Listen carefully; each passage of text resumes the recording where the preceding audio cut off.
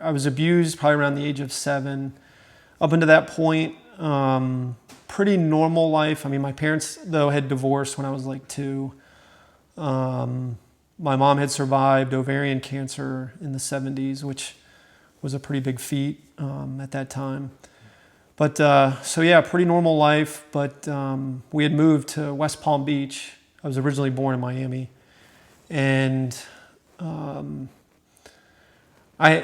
my uncle was who abused me. And up until that point, if you were to ask me who my favorite uncle was, it was my Uncle Joe.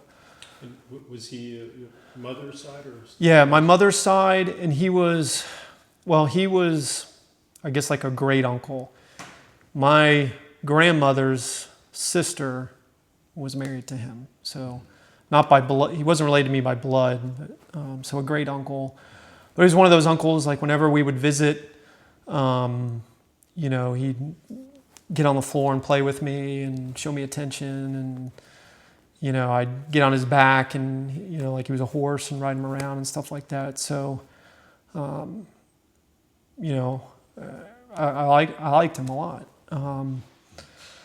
From what I can remember, there was one time that I was there, and my mom wasn't there, so I don't remember if the original time I was sick or she just needed them to babysit me for some reason. But from what I remember, the way it kind of first started is I was kind of sitting on his lap, and he would give me these things. He started giving me these things. He called them Eskimo kisses. And he'd like grab my cheeks and like rub my nose against his. And I remember feeling like a little weird, but thinking, okay, it seems harmless, an Eskimo kiss, whatever. And then the other thing I can remember, he said something like, "Do you know how to spell Mississippi?" And he'd go, Missippi. And he'd like, maybe at the first time he just spelled it, but then I remember him like saying PP and kind of pointing towards his crotch area, and then and then he would said something like, "Say it after me," and I said it. And then the next thing I know, he says pee-pee one time, and instead of touching himself, he touches me. And I just remember kind of freezing up. We were on like a chair, like a lazy boy chair. And that was probably the extent of the first time. I know he like touched me and rubbed on me for a while. I didn't know what was going on, just kind of frozen. I wondered where my aunt was. She was back in, like, kind of behind in the kitchen. So I don't know if she couldn't see from the kitchen, whether she ever came out. I don't know. So that was kind of the first time. And then from there, it just gradually got worse. So my mom would drop me off there, whether it was she needed somebody to babysit or if I got sick and couldn't go to school. They lived not far from where she worked. She was an administrator at a college. And, it just escalated from there, where it got to the point where he would, take my pants off and touch me. He would take me out. He had a shed, so he would take me out there. To me, he rapidly went from being a favorite uncle to being very scary. When I try to think back, everything from like his breath and his scent and his voice it feels very evil to me.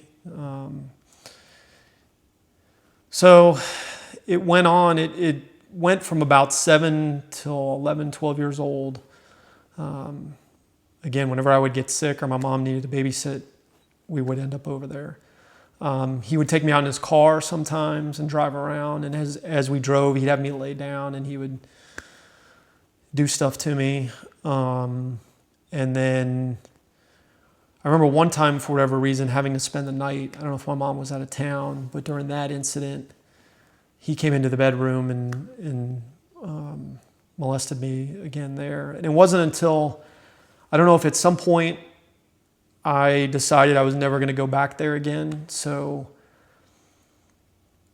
like I mentioned to you earlier, if I could be deathly ill and I was still going to go to school. I mean, I had like perfect attendance because I was not going to go there again. You know, the first time he just touched me through my clothes, so I guess he was okay doing that somewhat in public. But then as it got worse, you know, he would take me to his shed. He would say things like, you know, you like this, don't you? He would say, I don't remember him ever saying like, don't tell anybody, but he would just, I could hear him and hear his voice and just over and over again saying, you like this, don't you? You like this, don't you? I mentioned sometimes he would take me in his car and he would do stuff in the car. We'd go to like a park or something and he would just park and do stuff in the car to me. And then I remember one night spending the night there and him coming into the bed and, molesting me. I don't know where my aunt was then. But I remember that in that case, I remember being really sick and almost having a fever and just laying there like almost delirious. Like, one, I'm sick and feel like crap. And two, I can't believe this is happening to me. And just feeling really hopeless.